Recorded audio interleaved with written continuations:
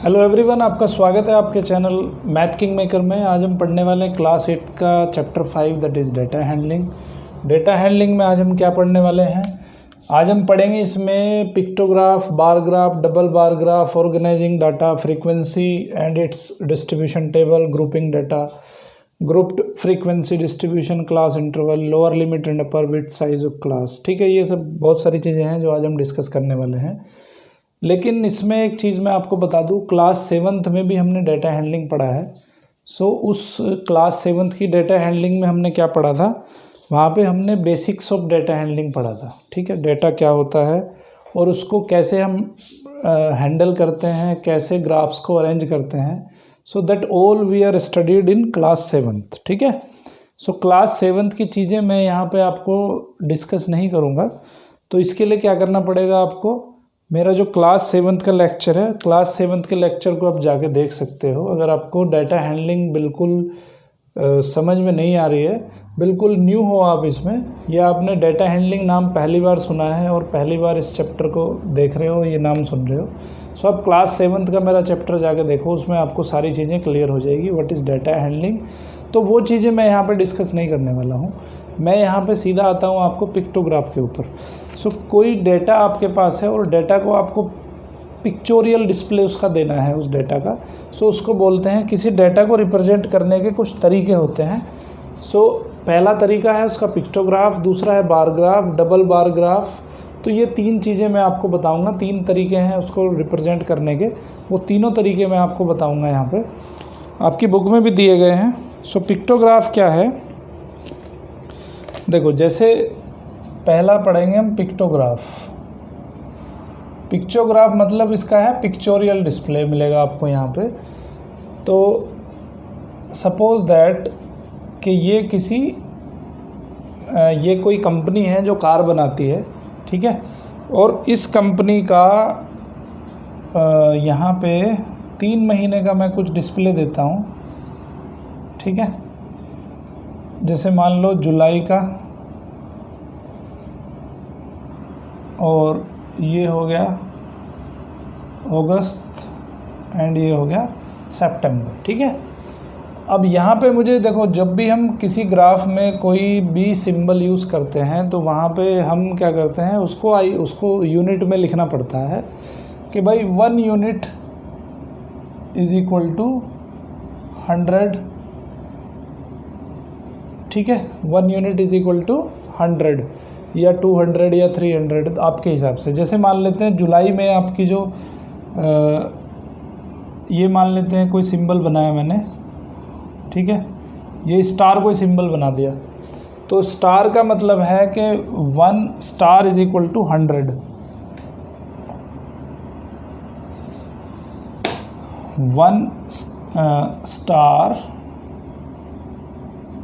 1 star is equal to 100 cars. ठीक है, तो ये किसी कंपनी का जो है सेल्स फिगर मैंने बताया है कि जुलाई मंथ में कितनी नंबर ऑफ कार बिकी हैं। वो मैंने दिखाया आपको स्टार से। तो अगर ये स्टार मैं इस तरह से लगा देता हूँ तो इसका मतलब कितना हो गया? 100 इसका मतलब हो गया और 100 इसका मतलब हो गया। कितनी हो गई? 200 हो गई। अभी मैं स्टार क्या करता हूँ, आधा लगा देता हूँ। ठीक है, आधे स्टार का मतलब क्या है कि 50 हो जाएगी। तो इसका मतलब क्या हो गया कि यहाँ पे टोटल हो गई 250 कार्स। ओके, क्योंकि एक स्टार के लिए 100, एक स्टार के लिए 100, इसके लिए 50 होगी, तो 250 होगी। अब मैं यहाँ पे 4 स्टार लगा देता हूँ, तो इसका मतलब क्या हो जाएगा? 400 कार्स हो जाएंगी। इसका मतलब अगस्त में सेल बढ़ी है। ओके, तो यहाँ पे कितनी कार हो जाएंगी? 400 कार्स हो जाएंगी। यहाँ पे अगर 3 स्टार लगा देता हूँ तो इसका मतलब क्या है कि आपके सितंबर मंथ्स में कितनी कार बिकी हैं? That is 300 cars. तो इसको बोलते हैं पिक्टोग्राफ। ठीक है, आप यहाँ इजीली बता सकते हो कि किस मंथ में सबसे ज़्यादा कार बिकी है। अगस्त मंथ में सबसे ज़्यादा कार बिकी हैं, दैट इज़ 400। किस मंथ में सबसे कम कार बिकी हैं? दैट इज़ जुलाई। जुलाई में 250 कार बिकी है। ठीक है, और तीनों महीने में कितनी कार बिकी हैं वो इनको ऐड करके बता सकते हो आप। तो ऐसे ग्राफ को बोलते हैं pictograph. So pictograph is nothing but it is a pictorial representation of your data. Data जो आपके पास है उसका पिक्चोरियल रिप्रेजेंटेशन है। बार ग्राफ भी आप पढ़ चुके हो क्लास 7th में। सो बार ग्राफ में क्या करते हैं,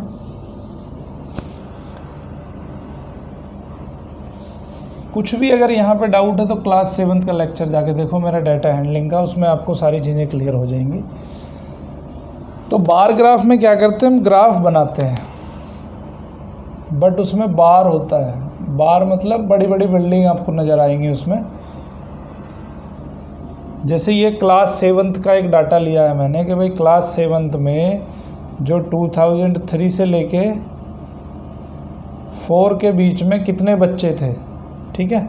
यहाँ पे मैं लिख देता हूँ आपके पास 10, 20, 30, ये यूनिट मैंने लगा दी यहाँ पे 40, 50, 60, ठीक है।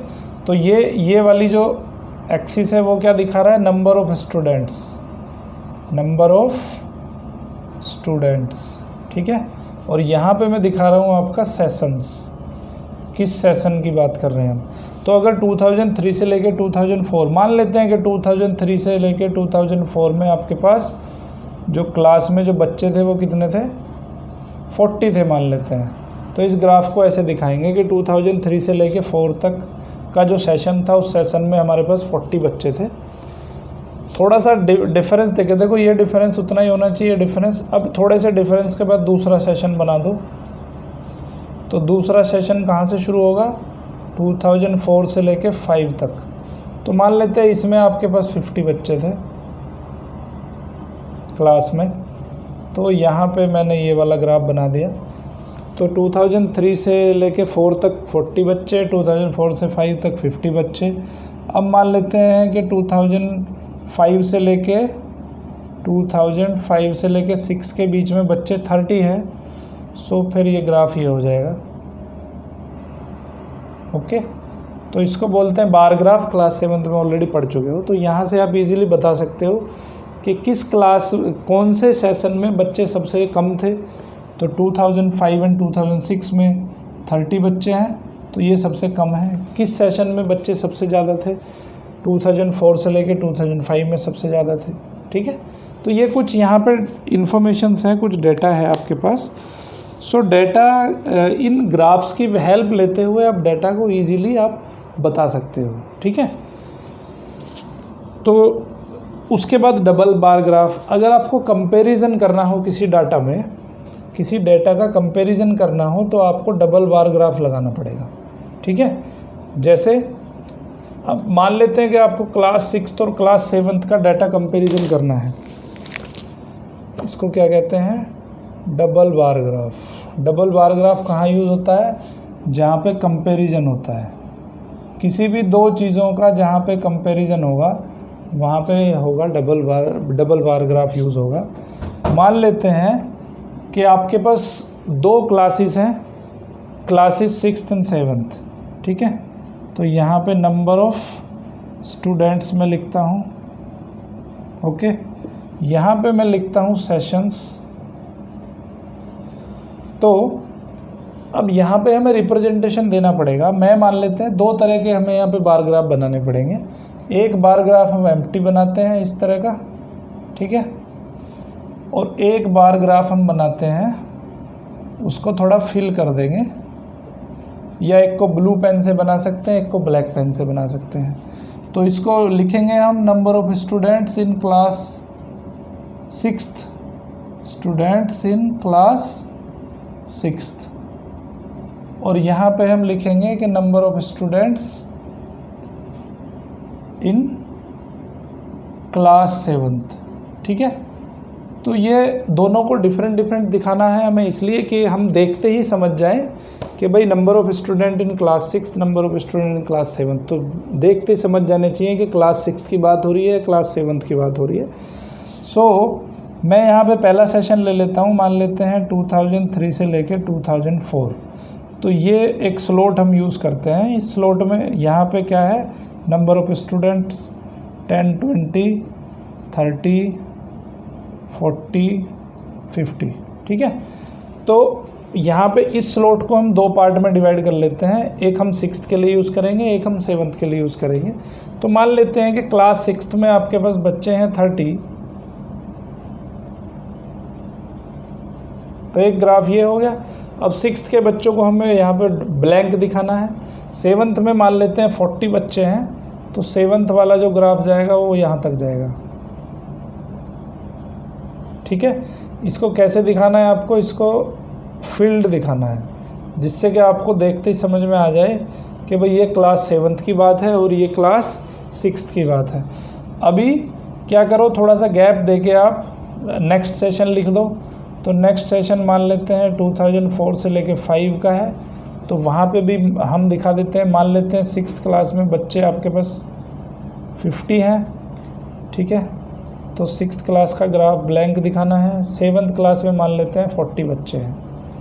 ठीक है, तो इसको दिखा दोगे आप इस तरह से, शेडेड दिखा दोगे। ओके, तो ये हो जाएगा क्लास 7th। तो अगर आपसे कोई पूछता है कि भाई क्लास 6th के बच्चे 3 to 4 जो सेशन रहा है उसमें कितने हैं, तो 30 हैं, और क्लास 7th के बच्चे कितने हैं, 40 हैं। सिमिलर फैशन में 2004 और 5 में भी आप कंपेयर, तो ये मेनली जो ग्राफ होता है वो कंपैरिजन के लिए होता है। तो अगर आपसे पूछा जाए कि भाई 2003 और 4 में कौन सी क्लास में बच्चे ज़्यादा थे, 6th में ज़्यादा थे या 7th में ज़्यादा थे, तो आप देखते बता सकते हो कौन सी बिल्डिंग ज़्यादा लंबी है, 7th वाले की ज़्यादा लंबी है।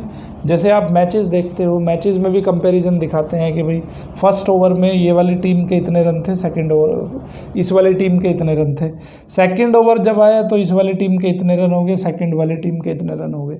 ठीक है, तो ये सब कंपैरिजन जहाँ पे होता है, सो कंपैरिजन में आप डबल बार ग्राफ को यूज़ करोगे। ठीक है, उसके बाद ऑर्गेनाइजिंग डाटा ऑलरेडी मैं बता चुका हूँ आपको। रो डाटा आपको गिवन होगा और कैसे ऑर्गेनाइज करना है उस डाटा को क्लास 7th में बहुत इजी अच्छे से मैंने आपको बताया है। तो मैं यहाँ पे जो डिस्कस करूँगा, मैं डिस्कस करूँगा आपको फ्रीक्वेंसी के बारे में। फ्रीक्वेंसी का मतलब क्या होता है, फ्रीक्वेंसी का मतलब होता है कि कोई जो डाटा है, डाटा कितनी बार रिपीट हुआ है। So number of repetition is it's frequency. Frequency का मीनिंग भी यही होता है कि नंबर ऑफ रिपीटिशंस। ठीक है, सो यहाँ पे हम फ्रीक्वेंसी पढ़ने वाले हैं, किसी डेटा की फ्रीक्वेंसी क्या होती है और उस डेटा को फिर अरेंज कैसे करते हैं। ठीक है, सो फ्रीक्वेंसी डिस्ट्रीब्यूशन टेबल पढ़ेंगे हम यहाँ पे, फ्रीक्वेंसी डिस्ट्रीब्यूशन टेबल। ठीक है, तो एक टेबल मैं बनाता हूँ। टेबल हम एक बना लेते हैं। इस टेबल में मान लेते हैं कि कुछ स्टूडेंट्स के हम मार्क्स लिखते हैं। तो यहाँ पे पहली उसमें लिख देते हैं हम सब्जेक्ट, दूसरे में लिख देते हैं हम टैली मार्क्स। ठीक है, तीसरे में लिख देते हैं हम number of students, number of students. Okay, इसमें नंबर ऑफ स्टूडेंट्स हम लिख देते हैं। तो हम सब्जेक्ट लेते हैं, पहला लेते हैं मैथमेटिक्स। ठीक है, दूसरा ले लेते हैं साइंस, तीसरा ले लेते हैं हम इंग्लिश। ठीक है, तो यहाँ पे हमने एक टेबल बना ली। अब मैथमेटिक्स में नंबर ऑफ स्टूडेंट्स मान लेते हैं 12 स्टूडेंट्स ऐसे हैं जिनके मार्क्स जो है 7 मार्क्स आए हैं। तो 7 मार्क्स को टैली में कैसे दिखाएंगे, 1 2 3 4 5 और 7। ठीक है, तो 7 स्टूडेंट्स 12 स्टूडेंट्स ऐसे हैं जिनके मार्क्स जो है वो 7 आए हैं। और साइंस में मान लेते हैं 15 स्टूडेंट्स हैं। ठीक है, जिनके मार्क्स 9 आए हैं। सो 1 2 3 4 5 तो ये हो गया 6 7 8 9। तो 15 स्टूडेंट्स ऐसे हैं जिनके मार्क्स जो है 9 आए हैं। और 13 स्टूडेंट्स ऐसे हैं जिनके मार्क्स 8 आए हैं। तो 8 कैसे लिखेंगे, 1 2 3 4 5 6 7 8। ठीक है, सो इसको बोलते हैं फ्रीक्वेंसी डिस्ट्रीब्यूशन टेबल। ठीक है, अब देखो तो फ्रीक्वेंसी क्या होती है। फ्रीक्वेंसी है किसी भी डेटा में कोई चीज़ कितनी बार यूज़ हुई है। ओके, तो यहाँ पे जो है नंबर ऑफ स्टूडेंट्स आ गए आपके कितने, 12 एंड 15 कितने हो गए, 27, 27 एंड 13 कितने हो गए, 27 एंड 13 हो गए आपके 40 स्टूडेंट्स। ओके, समझ गए बात। सो 5 to 7 मार्क्स आने की जो फ्रीक्वेंसी हो गई वो कितनी हो गई, 12 हो गई, कि 12 बच्चे ऐसे हैं जिनकी जो मार्क्स हैं वो 7 आए हैं, तो 7 मार्क्स आने की फ्रीक्वेंसी हो गई 12, 9 मार्क्स आने की फ्रीक्वेंसी हो गई 15, और 8 मार्क्स आने की जो फ्रीक्वेंसी हो गई वो हो गई 13। ठीक है, तो समझ आई बात, फ्रीक्वेंसी का मतलब क्या है। देखो अभी यहाँ पे स्टूडेंट 40 थे तो आपने इजीली ये टेबल को अरेंज कर दिया। मान लो कहीं पे 200 या 300 या 400 लोगों का आपको एक डाटा कलेक्ट करना हो, तो उसमें क्या होगा कि टेबल बहुत बड़ी हो जाएगी। तो बड़ी टेबल को छोटा बनाने के लिए हम क्या करते हैं, हम ग्रुप्ड फ्रीक्वेंसी टेबल बनाते हैं।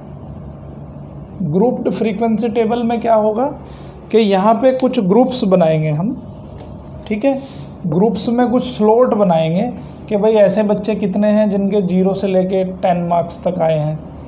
ठीक है, तो वहाँ पे क्या होगा, आपके बहुत सारे बच्चे वहाँ पे कवर हो जाएंगे, और 10 से लेके फिर 20 किसके मार्क्स आए हैं, तो उस तरह से वहाँ पे हम ग्रुप एक डाटा बना सकते हैं। जैसे एक 60, जैसे हमें क्वेश्चन ले लेते हैं, आपकी बुक में दिया है, consider the following marks out of 50 obtained in mathematics bye 60 students in class 8th। तो क्लास 8th में आपके टोटल 60 स्टूडेंट्स हैं, और 60 स्टूडेंट्स के मार्क्स की एक टेबल बनी है। ठीक है, अब इसको आपको फ्रीक्वेंसी में अरेंज करना है, ग्रुप्ड फ्रीक्वेंसी में अरेंज करना है।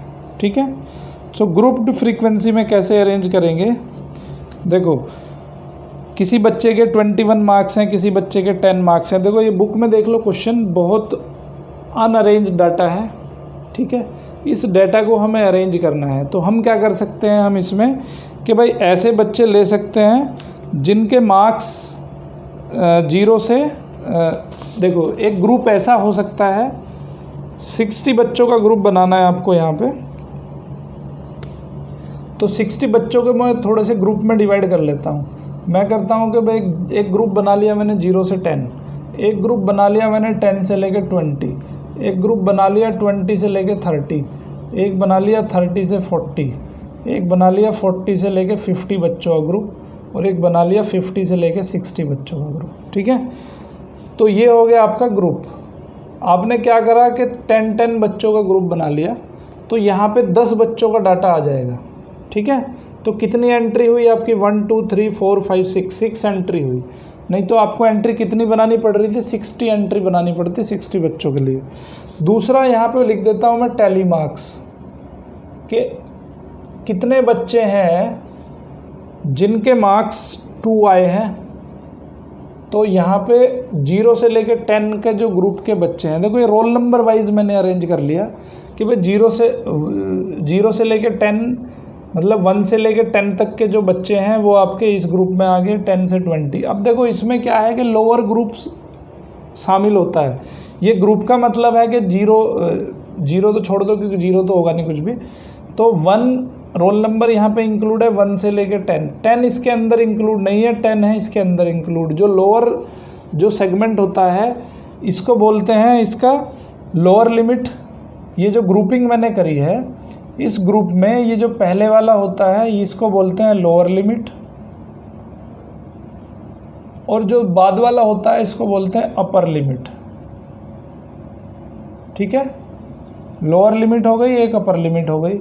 और इसका साइज़ कितना है, देखो इसके बीच का डिफरेंस कितना है, 10 है, तो इसको बोलते हैं ग्रुप का साइज़। साइज़ ऑफ ग्रुप हो गया कितना, 10 बच्चों का ग्रुप लिया है मैंने, सो उसको बोलते हैं साइज़ ऑफ द ग्रुप। ये हो जाएगा आपका लोअर क्लास लिमिट, इसको बोलते हैं लोअर क्लास लिमिट, इसको बोलते हैं अपर क्लास लिमिट। ठीक है, और इसको बोलते हैं साइज़ कह सकते हो या विड्थ भी कह सकते हो। साइज़ कह दो या विड्थ कह दो, दोनों की बात एक ही है। साइज़ और विड्थ एक ही मतलब है दोनों का। ठीक है, तो अभी हम क्या करेंगे, इसको अरेंज कर लेंगे। तो टैली मार्क्स यहाँ से जो 1 से लेके 10 तक, 0 से लेके जो 10 वाला ग्रुप है उसमें टैली मार्क्स 2 हैं, तो इसको हम लिख देंगे, ये हो जाएगा फ्रीक्वेंसी। ठीक है, तो केवल जो 10 बच्चों के मार्क्स हैं वो कितने हैं, 2 मार्क्स हैं उसके। ठीक है, अब 10 से लेके 20 के बीच कितने हैं, 10 वाले हैं। ठीक है, इनके कितने हैं, 10 हो गए। ओके, उसके बाद 20 से 30, देखो ये हैं आपके मार्क्स, ये यहाँ पे मार्क्स हैं। 0 से लेके 10 के बीच कितने बच्चों के मार्क्स हैं, तो ऐसे बच्चे हमारे पास हैं सिर्फ 2, जिनके मार्क्स 0 से लेके 10 के बीच हैं। मार्क्स तो 0 भी हो सकते हैं ना, तो ये ग्रुप में क्या लिखा है मैंने, नंबर ऑफ मार्क्स लिखे हैं। ठीक है, और ये टैली मार्क्स हो गए। उसके बाद ये फ्रीक्वेंसी, फ्रीक्वेंसी का मतलब है कि नंबर ऑफ स्टूडेंट्स। ओके, ऐसे कितने स्टूडेंट हैं जिनके मार्क्स 0 से लेके 10 के बीच आए हैं, तो 0 से लेके 10 के बीच वाले जो स्टूडेंट हैं, ऐसे 2 स्टूडेंट हैं केवल जिनके 0 से लेके 10 के बीच मार्क्स आए हैं।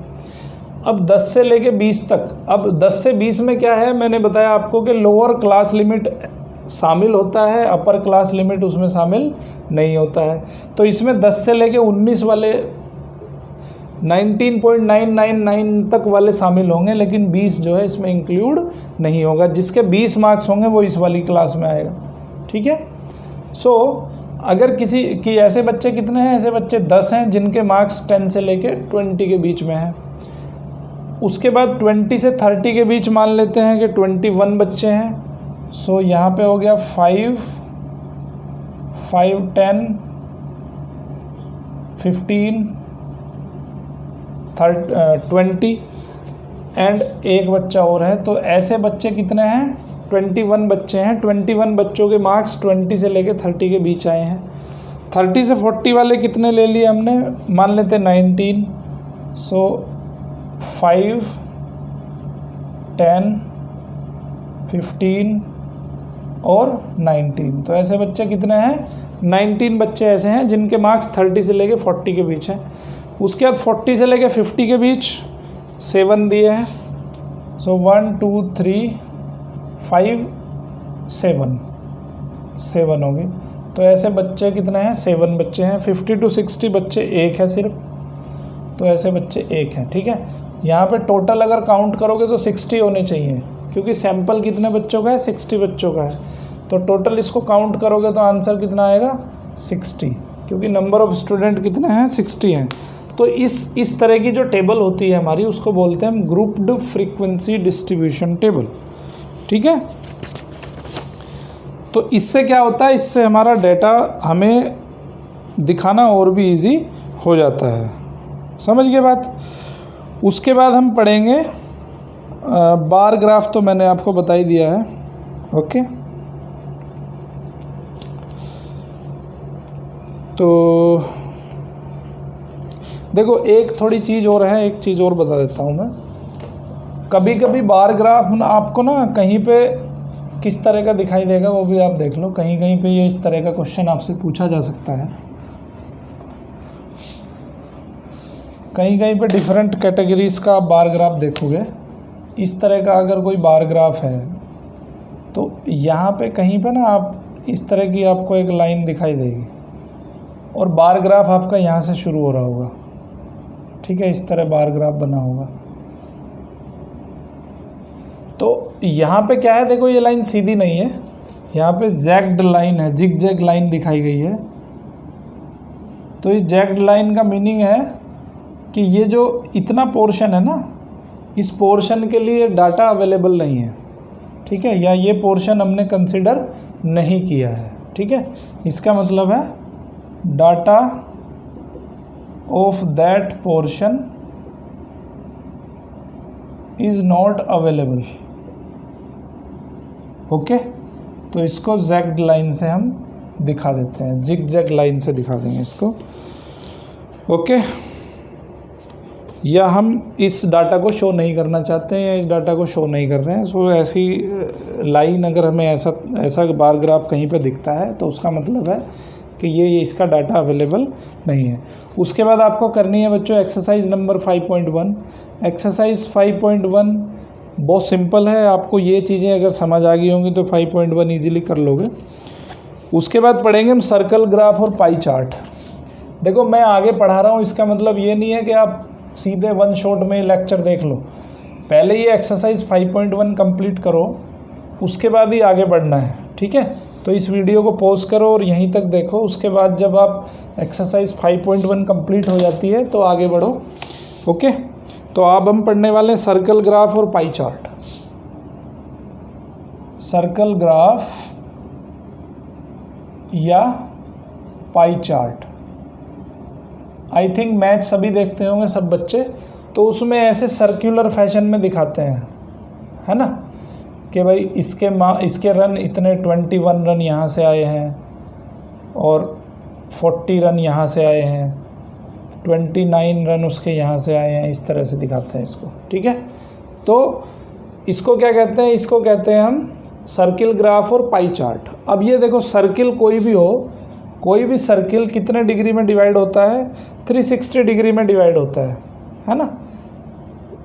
360 डिग्री में ये पूरा का पूरा सर्किल डिवाइड होता है। तो यहाँ पे कितना हो जाता है, ये 90 डिग्री हो जाएगा, ये कितना हो जाएगा, ये पूरा 180 डिग्री हो जाएगा, ये 270 डिग्री हो जाएगा, ये पूरा का पूरा 360 डिग्री हो जाएगा, ठीक है। तो ये थोड़ी सी ये चीज़ें हमें समझनी ज़रूरी हैं। एक एग्जाम्पल के थ्रू मैं आपको बताता हूँ कि जैसे मान लेते हैं कि आपका पूरे दिन का जो शेड्यूल है, शेड्यूल में लिख देता हूँ। तो शेड्यूल में हम क्या करते हैं, कुछ घंटे सोते हैं, सोने के बाद में कहाँ जाते हैं हम, स्कूल जाते हैं, ठीक है। स्कूल के बाद कुछ खेलते भी हैं, ठीक है। खेलने के बाद कुछ होमवर्क भी करते हैं और कुछ काम करते हैं हम, ठीक है। मान लेते हैं कि सोते हम 8 घंटे हैं, स्कूल हम 6 घंटे जाते हैं, खेलते हम 2 घंटे हैं, ठीक है। होमवर्क मान लेते हैं हम 4 घंटे करते हैं, तो कितने हो गए, 24 आवर होते हैं ना एक दिन में, 8 6 14 14 एंड 6 20, और अदर काम को करने में हमें मान लेते हैं कि 4 घंटे लग जाते हैं, ठीक है। तो अभी हमें इसको आपको सर्कल ग्राफ पे दिखाना है या पाई चार्ट पे दिखाना है। तो अब यहाँ पे जो स्लीपिंग आवर है आपका 8 आवर्स है, ठीक है। तो 8 आवर्स 24 आवर्स का कितना होता है, सो 8 ऑफ 24 कितना हो जाएगा, 8 ऑफ 24 हो जाएगा 8 बाई 24 इंटू 100, ठीक है। सो 33.33% आ जाएगा। सो 33, अब देखो क्या करना है आपको, एक सर्किल बनाना है, ठीक है। और उस सर्किल में देखो या तो आप परसेंट में निकाल लो या डिग्री में निकाल लो आप, ठीक है। इसको डिग्री में भी निकाल सकते हो। 8 ऑफ 24 इंटू 360 डिग्री में इजी रहेगा। तो यहाँ पे 8 3 जा 24, 3 से इसको कट किया हमने तो कितना है 120 डिग्री। यानी कि ये जो ग्राफ है आपका स्लिपिंग ग्राफ, ये कहाँ तक जाएगा, 120 डिग्री तक जाएगा। तो मैंने आपको क्या बताया था, यहाँ से 0 शुरू होगा, यहाँ पे कहीं पे 120 हो जाएगा, क्योंकि यहाँ पे 90 हो जाएगा, यहाँ पे कहीं पे 120 हो जाएगा। तो ये सेंटर ले लिया हमने। तो इतने में क्या दिखाओगे आप कि इतने में आप सो रहे हो, ठीक है। स्लीपिंग ग्राफ हो गया ये आपका, ओके। अब दूसरा देखो, स्कूल देखो, स्कूल कितना 6 घंटे गए, 24 घंटे टोटल में से 360 डिग्री। सो 6 4 जा कितना आ गया 90 डिग्री, ठीक है। सो 90 डिग्री तक आपको बनाना है सोने वाला। 90 कहाँ से शुरू होगा, 90 यहाँ से शुरू होगा इसके आगे से, ठीक है। तो ये 4 पे आपका हो जाएगा ये, उसके बाद 90 कहाँ पे होगा 7 पे।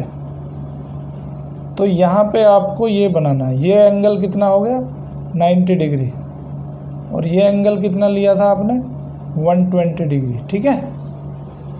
ओके, प्रोट्रैक्टर की हेल्प से ये एंगल ड्रॉ कर सकते हो आप इजीली। तो ये आवर क्या हो गए आपके, ये स्कूल के आवर्स हो गए। अब दूसरा आपको बनाना है प्ले का सबसे कम है भाई 2 आवर्स, तो 2/24 × 360, ठीक है। सो 2/24 12 हो गया, 12 3 जा 30 डिग्री हो गया।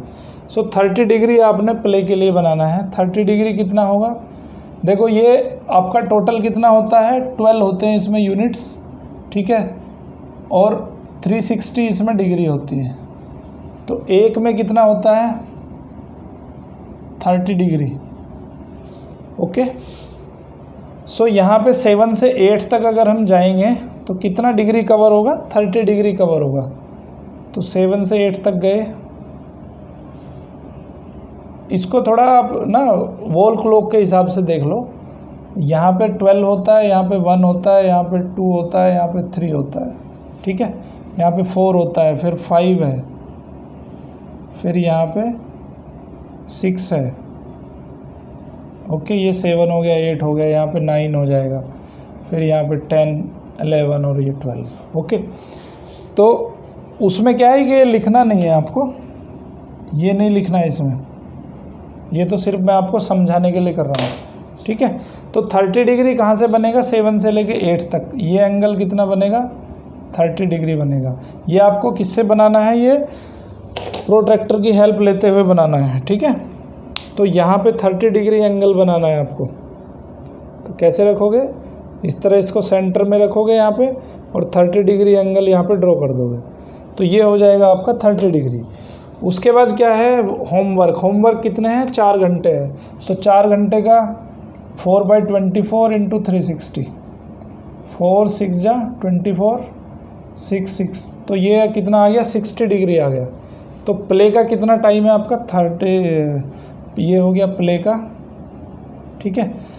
होमवर्क का कितना है 60 डिग्री है, तो 60 कितने में, 2 पोर्शन में कवर होगा इसमें, तो ये हो जाएगा 60 डिग्री, ठीक है।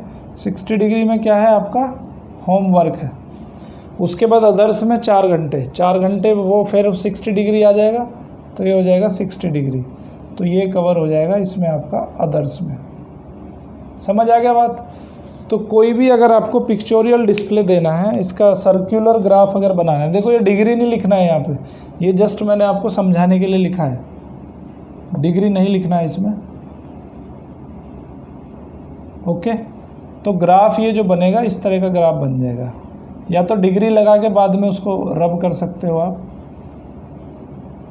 तो ये बनेगा आपका इस तरह का जो ग्राफ होता है, उस ग्राफ को कहते हैं हम पाई चार्ट। ओके, सो इस चैप्टर में आप यही पढ़ने वाले हो, इस एक्सरसाइज में यही पढ़ने वाले हो कि पाई चार्ट आपको कैसे बनाना है। तो एग्जाम्पल्स भी दिए हैं, ट्राई दीज भी दिया है, आप कर सकते हो बहुत इजीली। तो यहाँ से आप सीख गए कि पाई चार्ट को कैसे बनाना है, ठीक है। एग्जाम्पल दिए हैं कुछ, ये मैंने आपको करके दिखा दिया, एक आपकी डे टू डे लाइफ का एग्जाम्पल है। ओके, उसके बाद आपको एक्सरसाइज नंबर 5.2 करनी है। 5.2 ईज़िली हो जाएगी अगर ये कंसेप्ट आपको क्लियर हो गया होगा। कोई डाउट आता है तो आप कमेंट बॉक्स में जाके कमेंट कर सकते हो, क्वेश्चन पूछ सकते हो अपने। उसके बाद अब पढ़ेंगे हम चांस एंड प्रोबेबिलिटी। अगेन मैं ये कह रहा हूँ कि अगर अभी इस वीडियो को पॉज करने के बाद में आप ये पहले एक्सरसाइज नंबर 5.2 करो, उसके बाद आगे फिर वीडियो देखो, ठीक है। वीडियो को स्टेप बाय स्टेप देखना है, ऐसा नहीं है कि इसको बस आज ही ख़त्म करना है। जब तक आप एक्सरसाइज नहीं कर लेते हो तब तक वीडियो को आगे नहीं देखना है। ओके, तो आज हम पढ़ने वाले हैं, नेक्स्ट लेक्चर है हमारा चांस एंड प्रोबेबिलिटी के बारे में। सो चांस क्या होता है और प्रोबेबिलिटी क्या होती है। देखो आपने देखा होगा, सुना होगा कि भाई आज रेन होने के चांस इतने हैं, 40% चांस है, 30% चांस है, 20% चांस है। So that is chance. Okay, उसके बाद देखो हमें क्या पढ़ना है, हमें पढ़ना है प्रोबेबिलिटी। एक तो चांस होता है और एक होता है प्रोबेबिलिटी। दोनों में डिफरेंस क्या है? चांस क्या है कि कुछ भी हो सकता है, बट प्रोबेबिलिटी क्या है कि एक डिफाइंड है, उसमें उसके जो आउटकम्स हैं। अब देखो इवेंट की बात करेंगे हम कि इवेंट क्या होता है। अगर कहीं पे कोई टॉस किया जाता है कोई कॉइन टॉस किया जाता है तो उसमें दो ही चीज़ होती है, या तो हेड होता है या टेल होता है। तो कितने इवेंट हो सकते हैं, नंबर ऑफ इवेंट। अगर आप कॉइन को टॉस करते हो तो या तो हेड आ सकता है या तो टेल आ सकता है। तो नंबर ऑफ इवेंट्स कितने हैं यहाँ पे, इनको बोलते हैं इवेंट्स। ठीक है, नंबर ऑफ इवेंट्स कितने हैं यहाँ पे, 2 है। ठीक है, तो जब आप सिक्का उछालते हो तो हेड आने की प्रोबेबिलिटी कितनी है, इसको बोलते हैं प्रोबेबिलिटी। प्रोबेबिलिटी मतलब प्रोबेबिलिटी पढ़ लो यहाँ पे। प्रोबेबिलिटी का मतलब क्या है, प्रोबेबिलिटी मतलब है कि favour event upon total events. Okay, so head आने की प्रोबेबिलिटी, हेड आने की पॉसिबिलिटी कितनी है, हेड आने के फेवर में कितनी बार हेड आ सकता है, एक बार सिक्का उछालोगे तो एक बार आ सकता है बस।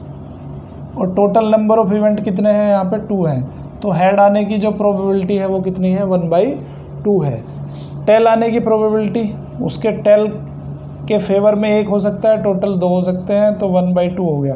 टेल आने की प्रोबेबिलिटी भी 1/2 है।